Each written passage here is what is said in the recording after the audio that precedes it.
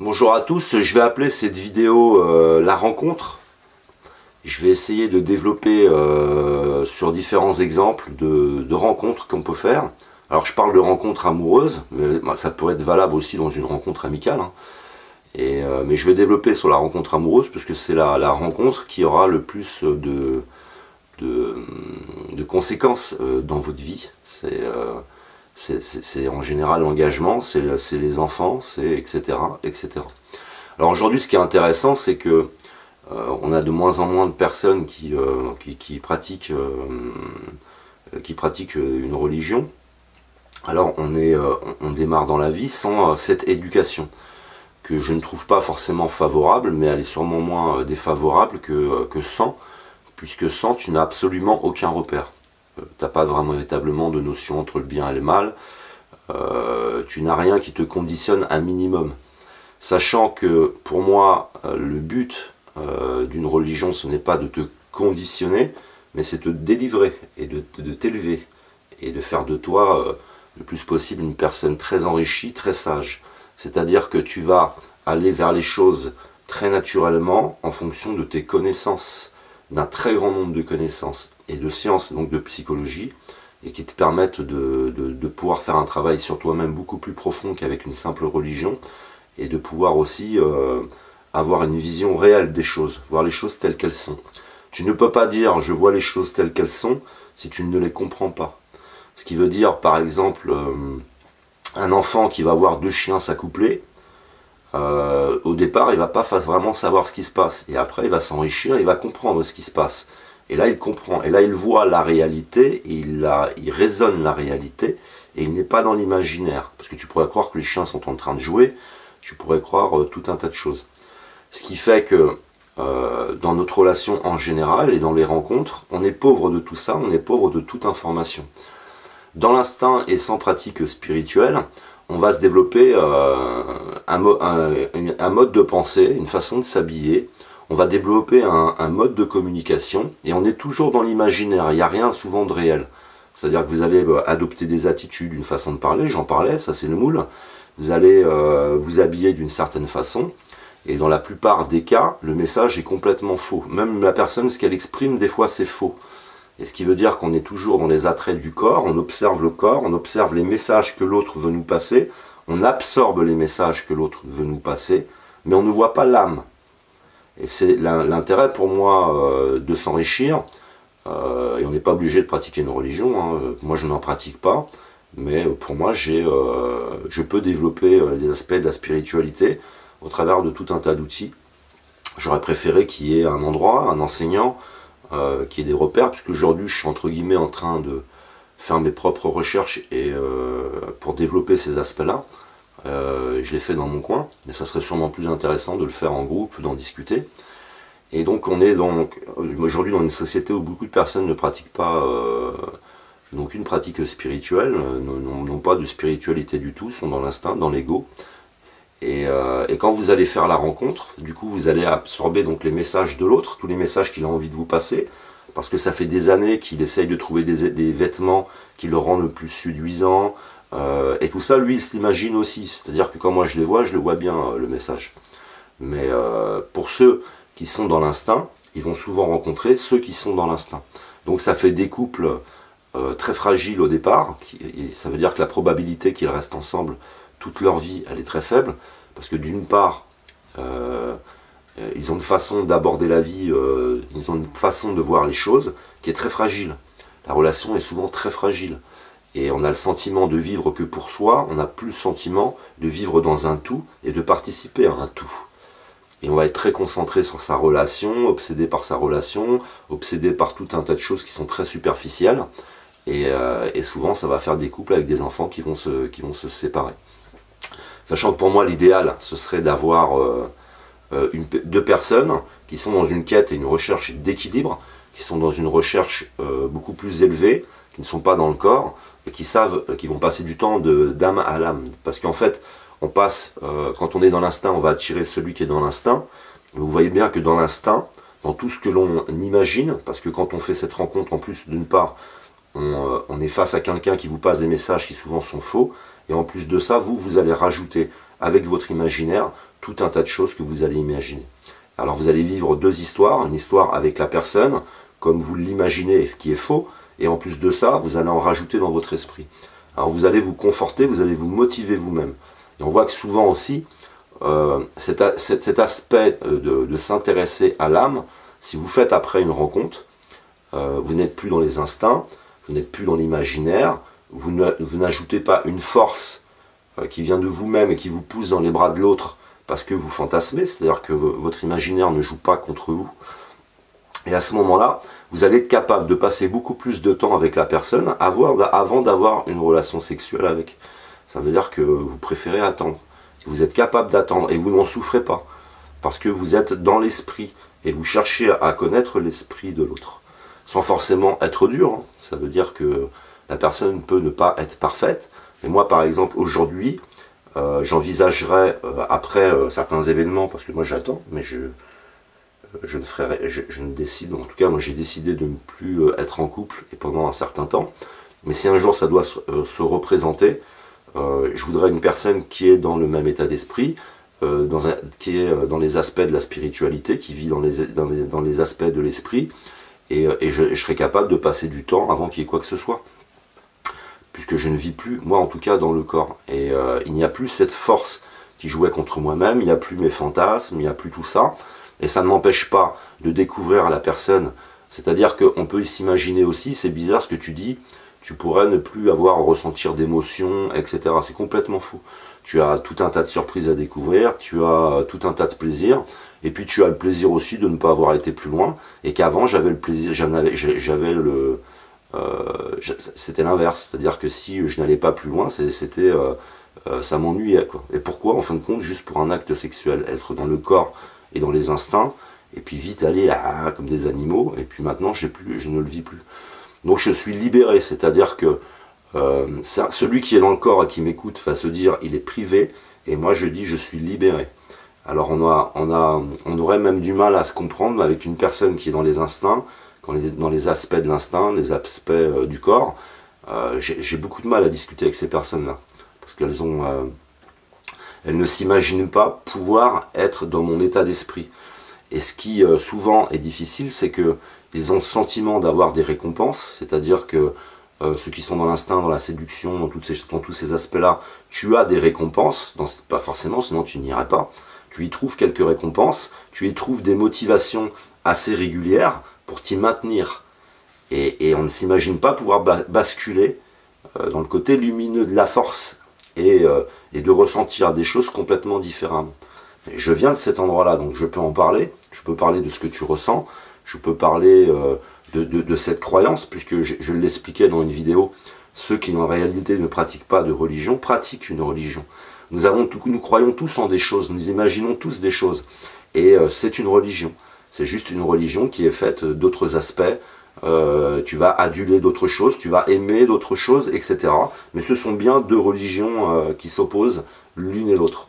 L'une c'est la spiritualité, le tout, être là et faire partie d'un tout, et en plus de devenir cohérent, et l'autre tu es complètement dans l'individualisme, dans le soi, dans le moi, et tu es complètement enfermé dans un monde beaucoup plus petit, et qui est pour moi destructeur, qui est l'usure, tu vas t'user, et que dans l'autre partie, là tu vas démultiplier, tu es dans le renouvellement, tu es dans une nourriture continue, tu vieillis avec beaucoup de plaisir, c'est-à-dire que c'est étonnant parce que quand j'ai commencé à vieillir, entre guillemets, c'est-à-dire quand tu arrives, tu commences à avoir des rides, tu commences à perdre tes cheveux, tu peux très vite mal le vivre, ne pas t'accepter, en arriver parce que ton ego va te pousser à te faire une greffe des cheveux, etc. Et là c'est aussi intéressant, c'est que je vois par exemple sur internet des personnes qui parlent de Dieu, qui parlent du Coran ou de la Torah, et qui se font greffer, qui ne s'acceptent pas, qui ne s'aiment pas, et ce sont des enseignants. Alors c'est intéressant de voir quelqu'un qui a échoué, qui est dans l'échec, qui n'a pas réussi, et qui enseigne aux autres. Donc on voit que la personne n'a pas abouti. Ce qui fait qu'en fait, donc tu vas accepter de vieillir beaucoup mieux, tu vois les choses telles qu'elles sont et tu as besoin de comprendre les choses.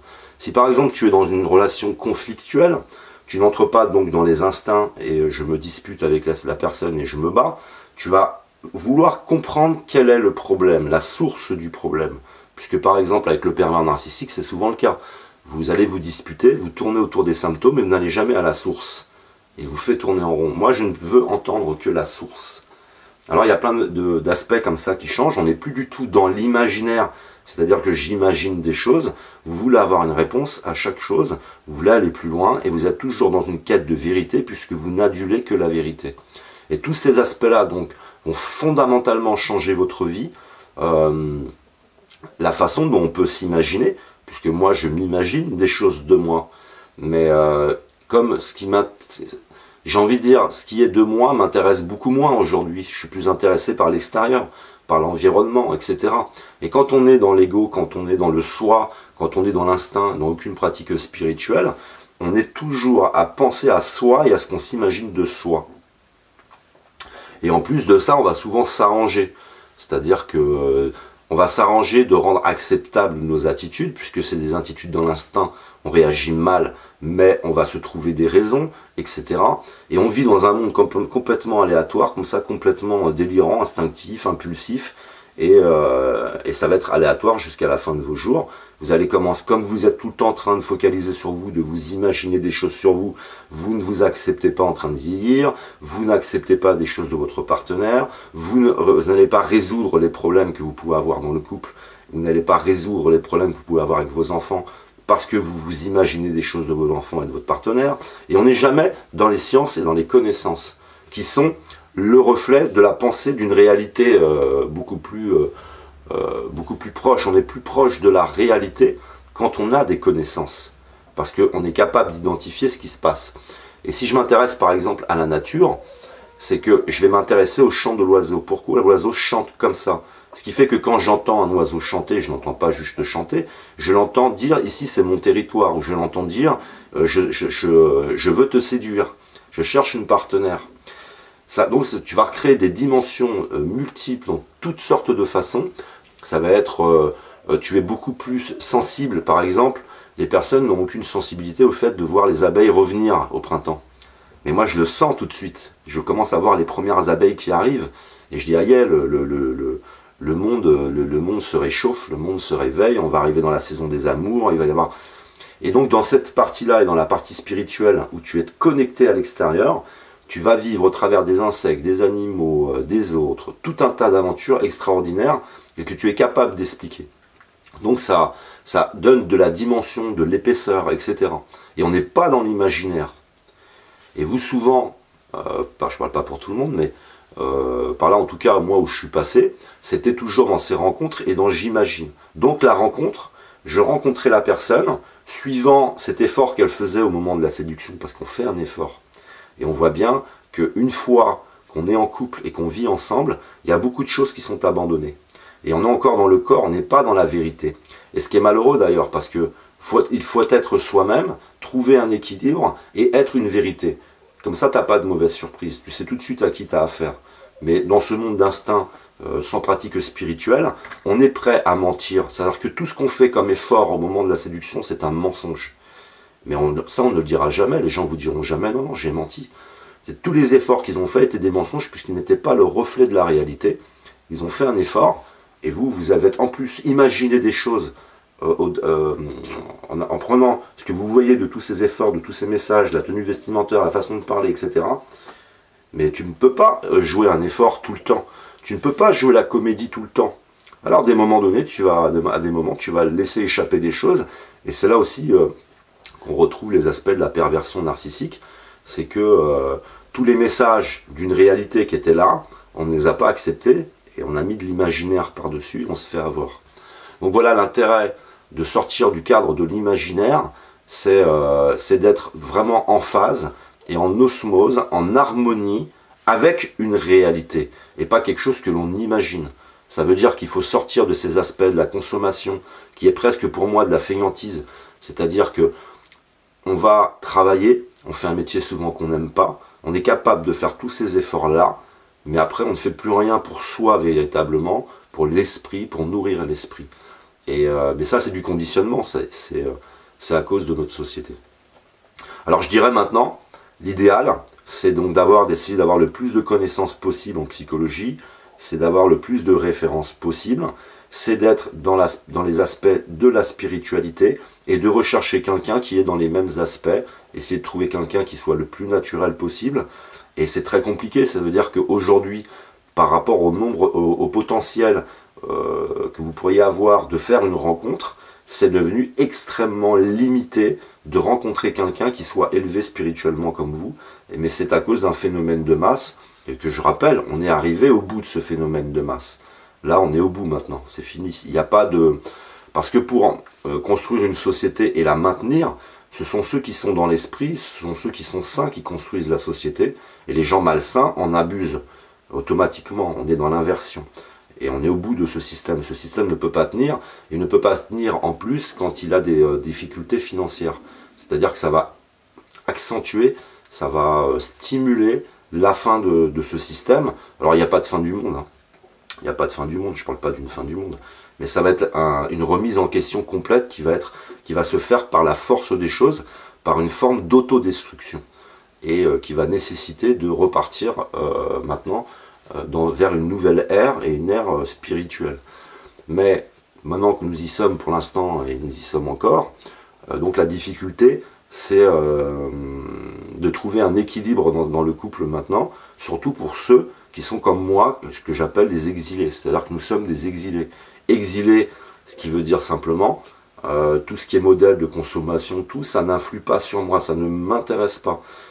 Tout ce qu'a mis en place cette société n'a pas d'influence sur moi, ou légère, parce que tu es obligé d'être un peu influencé. Les messages sont partout, et on est en exil. Alors les personnes qui sont en exil comme ça, qui sont dans l'esprit, vont avoir d'autant plus de mal à... Mais ça va changer, ça changera. Donc voilà pour les rencontres. On est souvent donc dans l'imaginaire, dans l'instinct, et on va attirer des gens qui sont eux aussi dans l'instinct, puisque si vous êtes dans l'imaginaire et dans l'instinct, c'est pas moi qui viendrai vers vous. Et donc vous allez tourner en rond toute votre vie. C'est très aléatoire, hein, c'est un petit peu pour moi comme un jeu de société. Un coup tu gagnes, un coup tu perds, et ce n'est pas fondé sur des vérités, c'est fondé sur de l'imaginaire. J'imagine les choses, et on voit bien à quel point nous imaginons tout un tas de choses, alors que nous pouvons savoir les choses, mettre des mots, des définitions, nous pouvons développer sur toutes sortes de choses grâce aux sciences. Et c'est ce qu'il nous faudrait pour l'avenir, c'est ce qu'il faudrait pour l'humanité, c'est que nous soyons des êtres beaucoup plus élevés, beaucoup plus développés, surtout pas dans l'ego, surtout pas dans le corps, mais toujours vers la lumière, vers la spiritualité, à continuer à s'élever et trouver cette très belle harmonie qu'on peut avoir avec l'existence. Mais où c'est vrai, vous allez souvent vous sentir seul, mais je pense que tu es de moins en moins seul, plus tu évolues aussi, plus tu quittes ce côté seul, puisque j'ai envie de dire, je ne suis pas seul, je ne suis jamais seul. Voilà, je suis vraiment en contact avec tout ce qu'il y a autour de moi. Après, c'est la solitude humaine, mais je me nourris aussi de certaines rencontres, je l'ai dit, hein, tu peux passer de vrais moments avec certaines personnes, et tu te nourris spirituellement aussi, tu te nourris intellectuellement au travers de lectures, au travers, tu ressens des choses, tu es vivant, tu es là, et surtout tu as une vie saine. Donc je préfère pour moi être, entre guillemets, seul, mais ne pas me prostituer et ne pas entrer dans une relation amoureuse qui serait pour moi de l'esclavagisme, subir tout ça pour dire je suis à deux. Alors qu'en réalité, dans un cas ou comme dans l'autre, tu es seul. Et le seul moyen d'être véritablement à deux, c'est donc de quitter ces aspects de j'imagine et de trouver quelqu'un avec qui vous allez vraiment passer du temps, parce que vous serez de l'âme à l'âme, et vous ne serez plus dans une forme de prostitution, d'esclavagisme, de bon bah c'est pas grave, pourvu que je sois pas seul. Mais en réalité tu es seul, et tu subis l'autre tout en étant seul, c'est encore pire. Voilà, bien à vous.